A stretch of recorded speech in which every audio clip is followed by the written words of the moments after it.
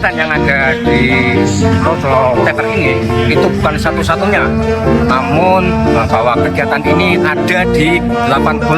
polsek jajaran dan nantinya juara 1, juara 2, dan